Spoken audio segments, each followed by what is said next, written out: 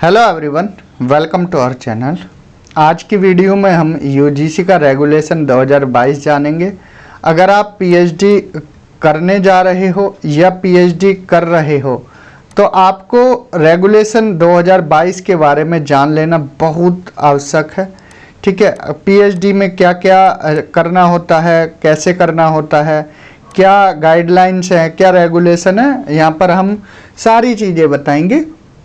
University grants commission notification new Delhi 7 नवंबर 2022 को ये notification आया था। UGC university grant commission minimum standard and procedure for award of PhD degree. तो यहाँ पर पीएचडी डिग्री के लिए मिनिमम स्टैंडर्ड और प्रोसीजर दिए गए हैं। रेगुलेशन 2022 ध्यान से सुनना। जिनका पीएचडी बैच 2021 या 22 है तो उनके लिए 18 वाला अप्लाई होता है।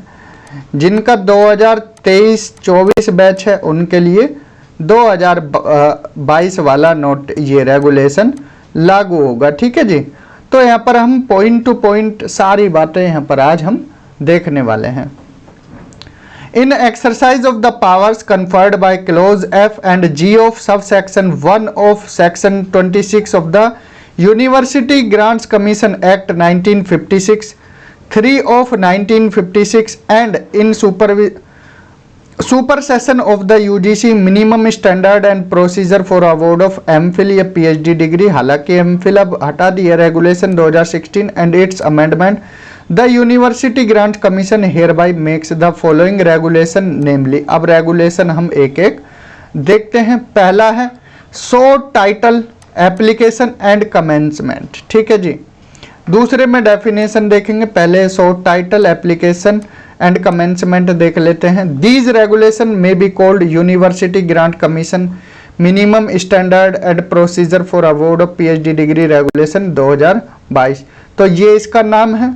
ठीक है, they shall apply to every university. ध्यान से सुनना, ये सभी यूनिवर्सिटी पर अप्लाई होता है। एस्टेब्लिश्ड और इनकॉर्पोरेटेड बाय और under a central act, a provisional act और a state act, every college and every institution deemed to be a university under section 3 of the university grants commission 1956।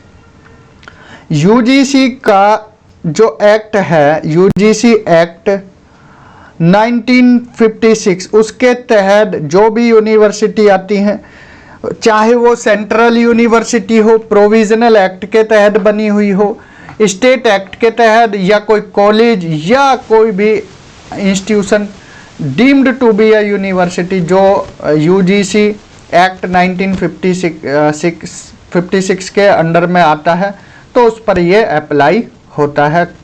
क्या apply होता है? UGC minimum standard and procedure for award of PhD degree regulation 2022। They shall come into force from the date of their publication in the gazette of India. तो ये apply कब से हुआ, notice कब आया था? यहाँ पर डेट लिखी है 7 नवंबर 2022, तब से अप्लाई हो गया था। ठीक है जी, अब डेफिनेशन देखते हैं। In these regulation unless the context otherwise requires. Act का मतलब होता है क्या? Act means the university grants commission act 1956, 3 of 1956। ठीक है, जो एक्ट यूजीसी का है 1956 वाला, ठीक है, वो यहाँ इसके लिए लिखा है। Adjunct faculty means a part time और contingent instructor but not full time faculty member hired to teach by HEI higher education institution. ठीक है, एडजंक्ट फैकल्टी का मीन्स क्या है? पार्ट टाइम या कंटिजेंट इंस्ट्रक्टर। ठीक है जी। Third, cumulative grade point average CGPA। CGPA means a measure of the overall cumulative performance of a student over all semester. ठीक है, CGPA cumulative grade point average, यहाँ पर स्टूडेंट ने जो भी सभी सेमेस्टर में परफॉर्मेंस की है उसके बेस पर ये ग्रेडिंग दी जाती है। The CGPA is the ratio of total credit point secured by student in various courses in all semester and the sum of total credits of all courses in all semester. It is expressed by 2 decimal places. ठीक है, CGPA का आपको पता ही होगा कब मिलता है। ठीक है, आपकी परफॉर्मेंस जो भी होती है सभी सेमेस्टर में उसके बेस पर। Credit means the number of hours of instruction required per week over the duration of a semester. A 3 credit course in a semester means 3 1 hour lecture per week। ठीक है, देखिए यहाँ पर 3 क्रेडिट कोर्स का मतलब है 3 lecture होंगे एक वीक में, एक एक घंटे के। ठीक है जी, इसका मतलब ये है। With each 1 hour lecture counted as 1 credit. ठीक है, एक घंटे के एक लेक्चर को एक क्रेडिट माना जाएगा। ठीक। College means an institutional engaged in higher education and or research is either established by a university or its constituent unit or its affiliated with it। College का मतलब है जो कोई एक इंस्टीट्यूशन जो किससे एफिलेटेड है, यूनिवर्सिटी से, जो क्या है हायर स्टडी प्रोवाइड करता है। Commission means university grants commission established under section 4 of the UGC act 1956। Course means one of the specified units which go to the compromise a programme of study, इसको course बोला जाता है। Course work means courses of study prescribed by the school department या centre to be undertaken by a student register for the PhD degree. ठीक है, course work कब होता है ये आपको बताया है, जिसमें क्या है आपकी स्टडी होती है, चाहे स्कूल हो, डिपार्टमेंट हो या सेंटर हो। ठीक। Degree means a degree awarded by a higher education institution in accordance with the provision of section 22(3) of the act. ठीक है। एक्सटर्नल एग्जामिनर वो होते हैं जो अदर यूनिवर्सिटी से आते हैं। ठीक है। Means an academician researcher with published research paper. ठीक है, पब्लिश्ड उनका रिसर्च पेपर होना चाहिए। Who is not part of the higher education institution where the PhD research scholar has registered for the PhD programme.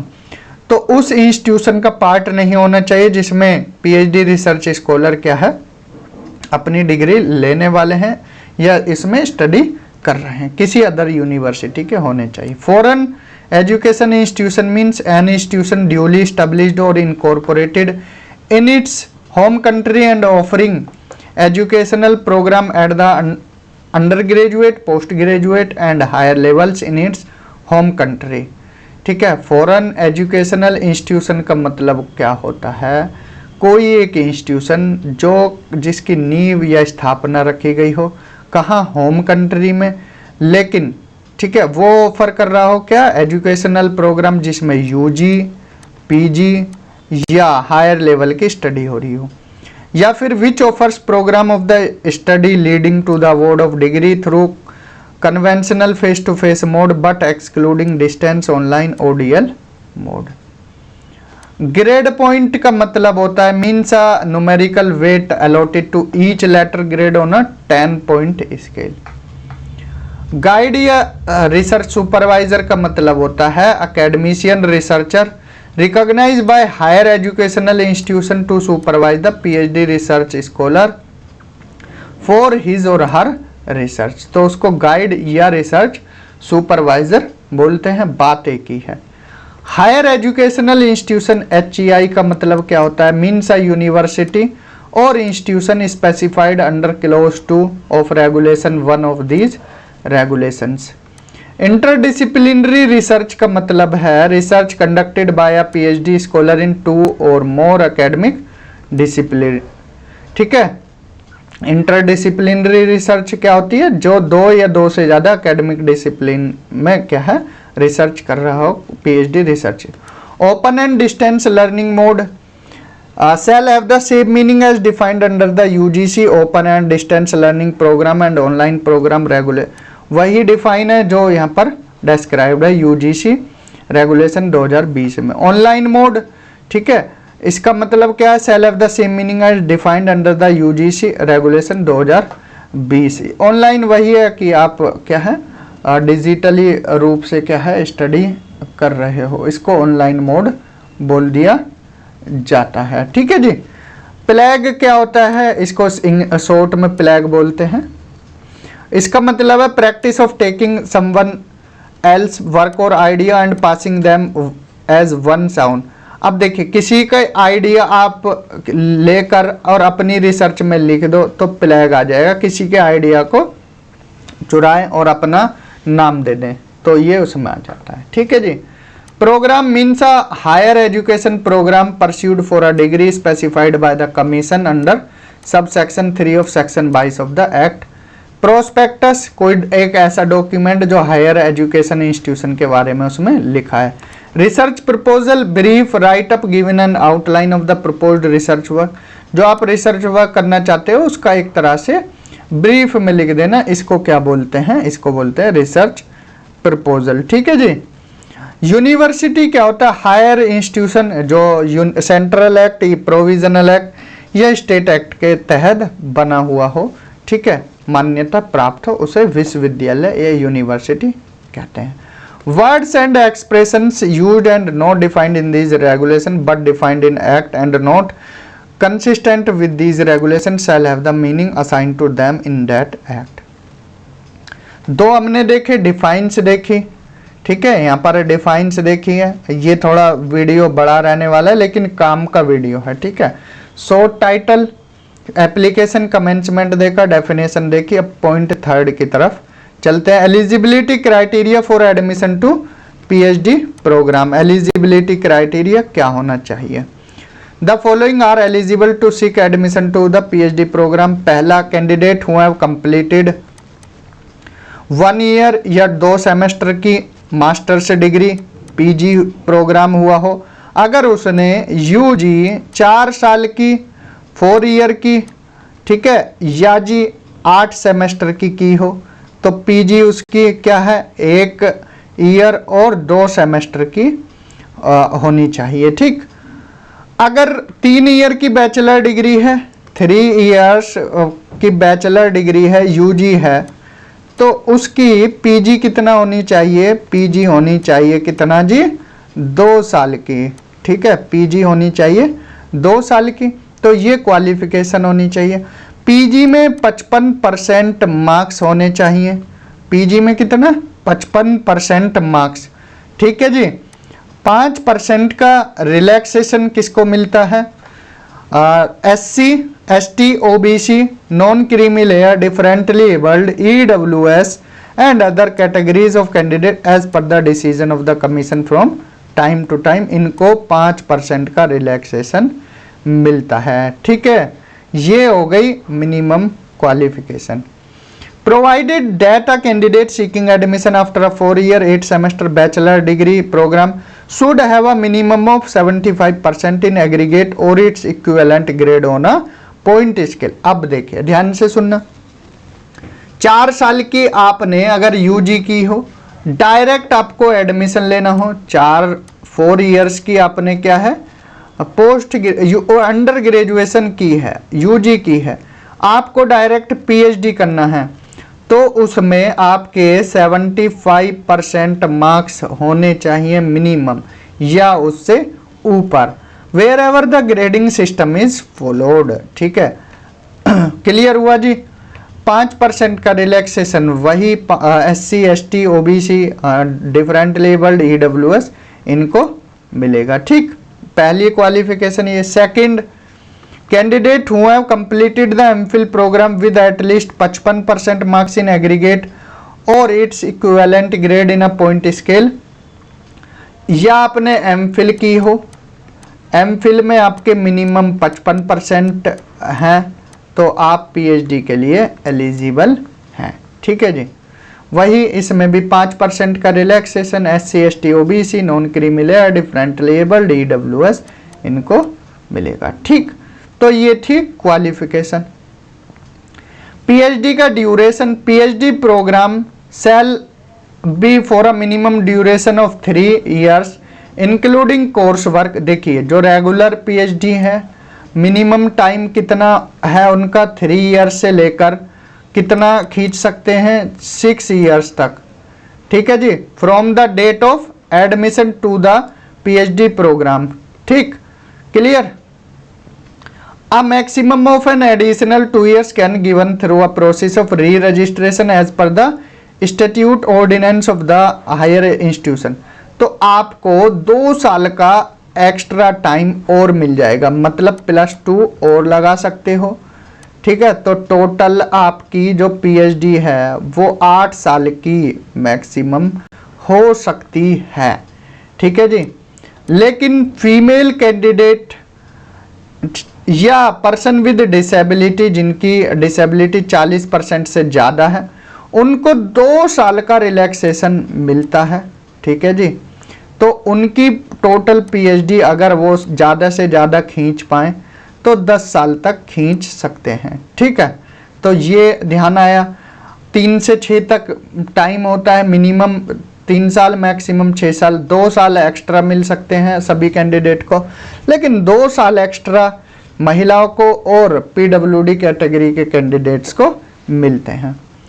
Female PhD scholars में provided maternity leave, child care leave, 240 दिन की उन्हें PhD programme के duration में छुट्टी मिल सकती है। Child care leave के लिए मैटरनिटी लीव के नाम पर ले सकते हैं 240 छुट्टियां। ठीक है। Procedure for admission, the admission shall be based on the criteria notified by the institution keeping in view the guidelines norms in this regard issued by the UGC and other statutory regulatory body concerned and taken into account the reservation policy of the central state government from time to time। ठीक है जी। अब तो लेकिन procedure बदल जाएगा, जैसे UGC net का अब रिजल्ट 3 हिस्सों में आ रहा है, JRF, ओनली नेट, एडमिशन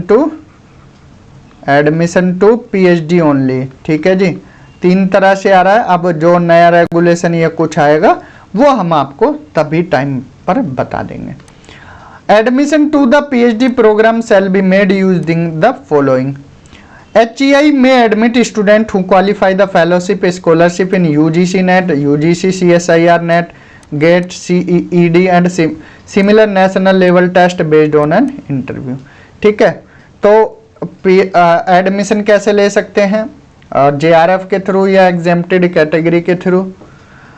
इसके अलावा HEI में admit student through an entrance test भी ले सकते हैं, जिसका syllabus 50% research methodology, 50% subject specific होना चाहिए। स्टूडेंट हूँ सिक्योर्ड 50% मार्क्स अगर एंट्रेंस में आए तो उनको इंटरव्यू के लिए बुला सकते हैं। ठीक है जी। 5% का relaxation SC ST OBC different labelled EWS इनको मिल जाएगा। मीन्स एंट्रेंस में 50% जनरल कैटेगरी के होने चाहिए, 45 SC ST OBC differently abled economically weaker section in category के होने चाहिए। HEI may decide the number of eligible student to be called for an interview based on the number of seats available। तो उनको seats के हिसाब से मतलब cut off लगाकर फिर बुलाया जा सकता है। ठीक है जी, कि किस हिसाब से सीट्स हैं और क्या उनको कट ऑफ बनानी है, इस तरह से बुलाया जा सकता है। ठीक है। Provided that for the selection of candidate based on the entrance test conducted by the HEI a weightage of 70% entrance test का वेटेज, 30% इंटरव्यू वाइवा का वेटेज रहेगा। ठीक है। University and college which are eligible to conduct PhD program shall notify a prospectus well in advance on the institution's website specifying in the number of seats। ठीक है, prospectus में number of seats, subject, discipline wise distribution of available seat, criteria for admission, procedure for admission और जो भी other relevant information है वो candidate को provide करें। Adhere to the national state level reservation policy as applicable. ठीक है, जो भी रिजर्वेशन पॉलिसी है वो एप्लीकेबल स्टूडेंट्स पर रहेंगी। Fourth, the HEI shall maintain a list of PhD supervisor.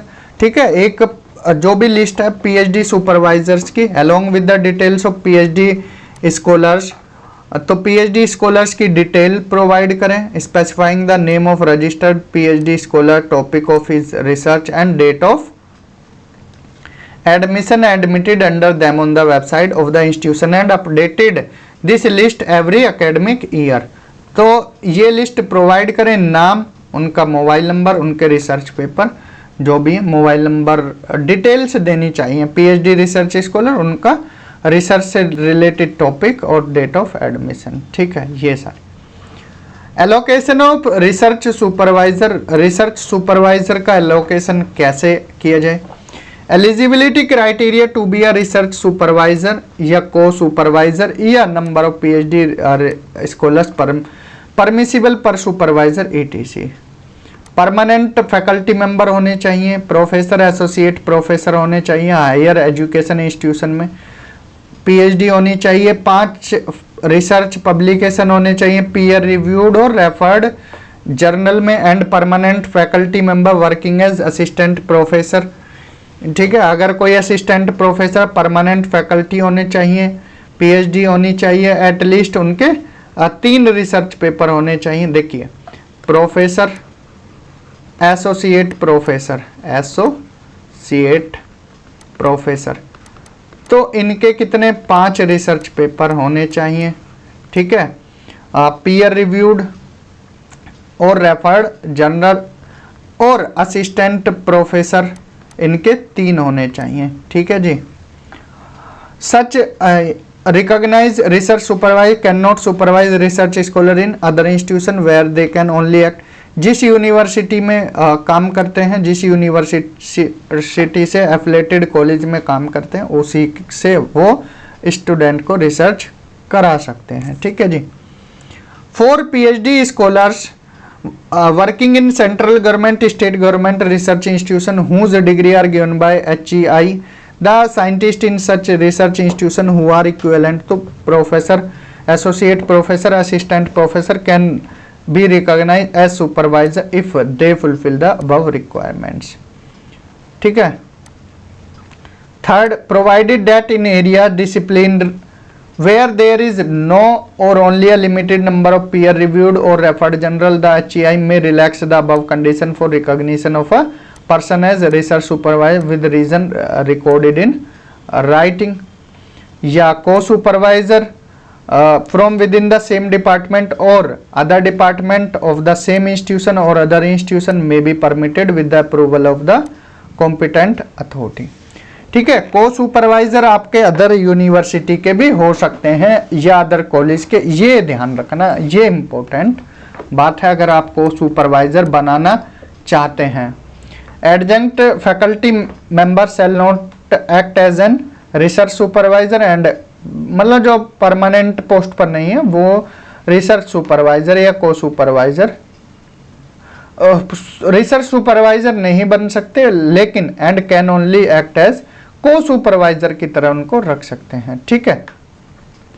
In case of interdisciplinary multidisciplinary research work if required a co supervisor from outside the department, school, college, centre, university में be appointed, ठीक है। अगर आपकी research क्या multidisciplinary है या interdisciplinary है, तो अगर जरूरत पड़ेगी को सुपरवाइजर डिपार्टमेंट से अलग, सेंटर से अलग अपॉइंट किए जा सकते हैं, ठीक है।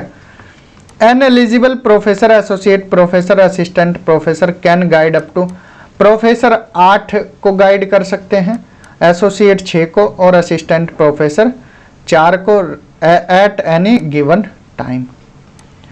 In case of relocation of a female PhD scholar due to marriage और otherwise the research data shall be allowed to be transferred to the HEI to which the scholar intend to relocate, provided all the other conditions in these regulation are followed and the research work does not pertain to a project sanctioned to the parent institution supervisor by any funding agency. Such scholar shall however give due credit to the parent institution and the supervisor for the part of research already undertaken.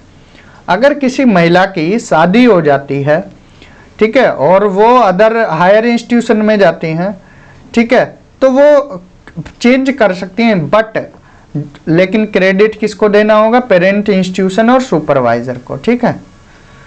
Faculty members with less than 3 years of service before superannuation shall not allowed to take research scholar under their supervision. ये point ध्यान से सुनना, ये point थोड़ा ध्यान से सुनना है।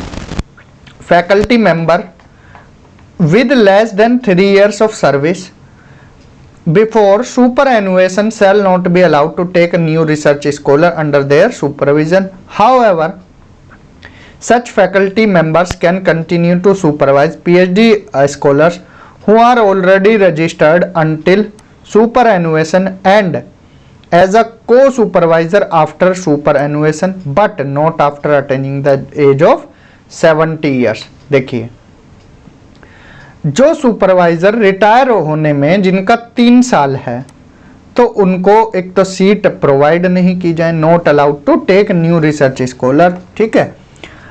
लेकिन अगर जिनके अंडर में पहले से हैं पीएचडी स्कॉलर्स तो वो उनको कंटिन्यू करा सकते हैं, ठीक है।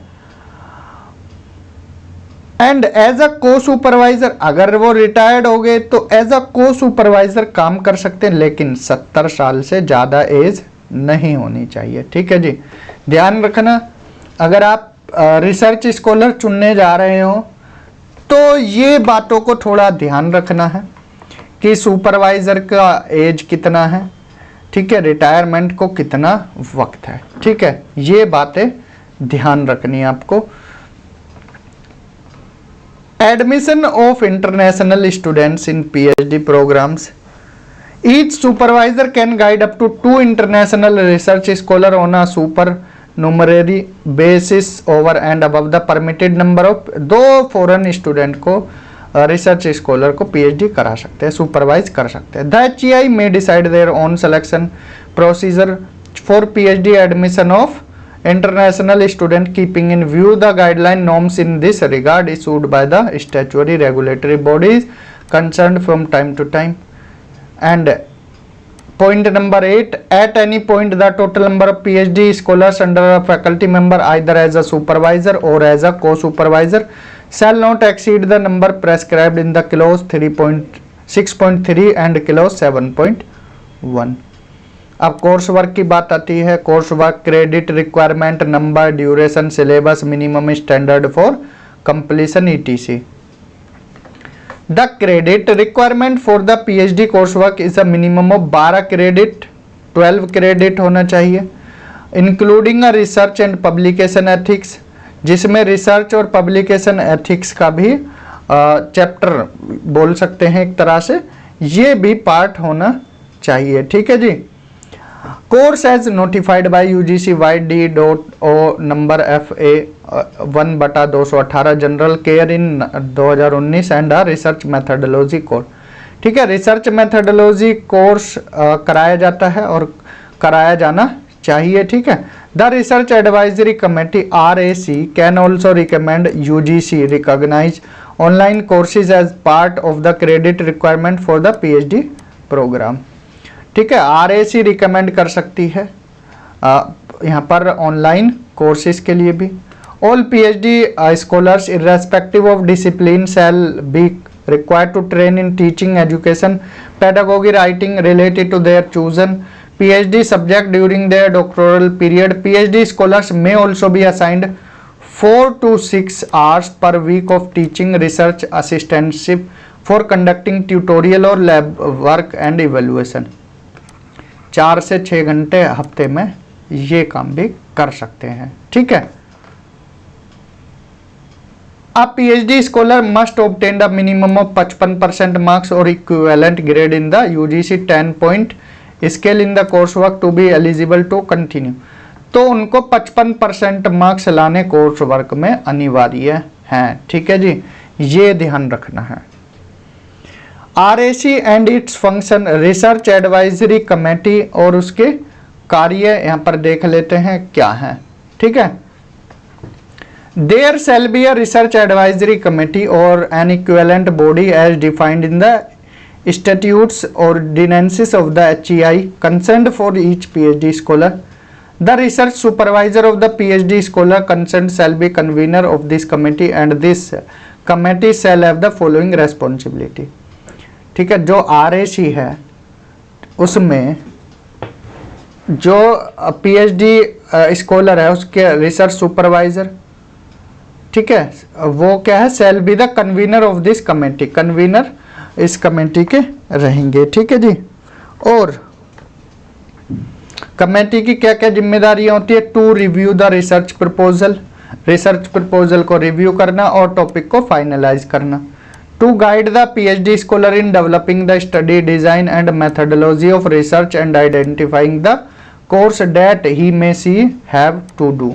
ठीक है, रिसर्च डिजाइन को डेवलप करना, मेथडोलॉजी कैसा है, इन सबको आइडेंटिफाई करना। Third, to periodically review and assist in the progress of the research work of the PhD scholar, कि रिसर्च स्कॉलर ने, पीएचडी स्कॉलर ने क्या काम किया है उसको रिव्यू करना, असिस्ट करना। ठीक है, ये काम होता है कमेटी का। Second, each semester a PhD scholar shall appear before the research advisory committee to make a presentation and submit a brief report on the progress of his or her work for evaluation and further guidelines। ठीक है, जो 6 महीने में काम किया है, each semester PhD scholar को RAC के समक्ष प्रस्तुत होना होगा और बताना होगा क्या क्या काम किया है। The RAC shall submit its recommendations along with a copy of PhD scholars progress report to the HEI higher education institution concerned। A copy of such recommendation shall also to be provided to the PhD scholar। Third point number third है, in case the progress of the PhD scholar is unsatisfactory, the research advisory committee shall record the reason for the same and suggest corrective measures। अगर देखिए आपकी progress में या PhD scholar की progress कोई unsatisfactory है तो आरएसी क्या है, इसका रीजन भी दे सकती है, कुछ सजेस्ट भी जो मेजर्स हैं उनको सजेस्ट भी कर सकते हैं। ठीक है जी। If the PhD scholar fails to implement these corrective measures the research advisory committee may recommend with specific reason the cancellation of the registration of the PhD scholar from the PhD programme. अगर फिर भी PhD scholar fail होता है उन चीज़ों को, measures को correct करने में, तो आरएसी क्या रिकमेंड कर सकती है, उसकी पीएचडी स्कॉलर का जो पीएचडी प्रोग्राम की डिग्री है उसको कैंसिल भी कर सकती है। ये आरएसी के हाथ में होता है, ध्यान रखना जी। पॉइंट नंबर 11 है, evaluation and assessment methods, minimum standards, credits for award of the degree. अब इवेल्युएशन और असेसमेंट मेथड्स एक बार देख लेते हैं, फिर आज की क्लास को एंड अप करेंगे थोड़ी देर में, कि अब 2-3 पॉइंट बचे हैं, इनको और कवर कर लेते हैं। ठीक है। Upon unsatisfactory completion of course work and obtaining the marks grade prescribed in clause 3 of regulation 9 above, the PhD scholar shall be required to undertake research work and produce a draft dissertation thesis. Second, before submitting the dissertation or thesis, PhD scholar shall make a presentation before the research advisory committee of the HEI concerned, which shall also be open to all faculty members and other research scholar students। ठीक है, इनको एक बार आप read कर सकते हैं। Evaluation और ये असेसमेंट मेथड्स हैं क्रेडिट के, ठीक है, जो डिग्री अवार्ड के लिए दी जाती है। ठीक, academic research administrative and infrastructure requirement to be fulfilled by college for getting recognition for offering PhD program। post graduate college offering 4-year undergraduate program and or post graduate program may offer। अब यहाँ पर देखिए, college और research institution by the central और state government whose degree are awarded by HEI shall offer PhD program provided they have at least 2 faculty members in a college or 2 PhD qualified scientists in the research institution। Second, adequate infrastructure, administrative support, research facilities and library resources as specified by the HEI। 13 point है, PhD through part time mode. Part time mode में देखिए आपको पहले no objection certificate देना होगा, ठीक है, जिसको इन सिंपल NOC बोलते हैं। इसके अलावा आपको क्या है, the candidate is permitted to pursue studies on a part time basis, his और her official duties permit him और her to devote sufficient time for research. And third, if required he और she will be relieved from the duty to complete the course work. Third point है, no notwithstanding anything contained in these regulations or any other law for the time being in force, no high HEI or research institution of the central government or state government shall conduct PhD program through distance and or online mode. Grant of MPhil degree अब इसको खत्म कर दिया है, ठीक है, इसको ध्यान रखना, एमफिल की डिग्री अब वैलिड नहीं है, ठीक है। कोई भी HEI shall not offer the MPhil master of philosophy programme, तो समझ आया, एमफिल की डिग्री अब इसकी कोई मान्यता नहीं रही है। 15 point issuing provisional certificate prior to the actual award of the, अगर देखिए PhD डिग्री जो एक्चुअल है वो मिलने से पहले आपको एक प्रोविजनल सर्टिफिकेट इशू किया जाएगा। Award of PhD degree prior to notification of these regulations, इन रेगुलेशंस के तहत 2009 2016 इनके तहत आपको डिग्री मिलेगी। डिपोजिटरी विद इनफ्लिव नेट, और जो आपकी थीसिस है, ठीक है, वो थीसिस कहाँ प्रस्तुत की जाएगी, इनफ्लिव नेट पर। तो ये आज हमने पूरा रेगुलेशन 2022 कराया है आपको। जो भी स्टूडेंट्स PhD कर रहे हैं रिसेंट में या करने वाले हैं, उनको इस रेगुलेशन के बारे में पता होना चाहिए, अपने अधिकार पता होने चाहिए, कब आपका शोषण हो जाए, उन शोषणों से बचने के लिए आपको सारी जानकारी होनी चाहिए। तो आज की वीडियो में इतना ही, मिलते हैं अगली वीडियो में किसी और टॉपिक के साथ। तब तक अपना ध्यान रखें, पढ़ते रहें। Thank you, have a good day.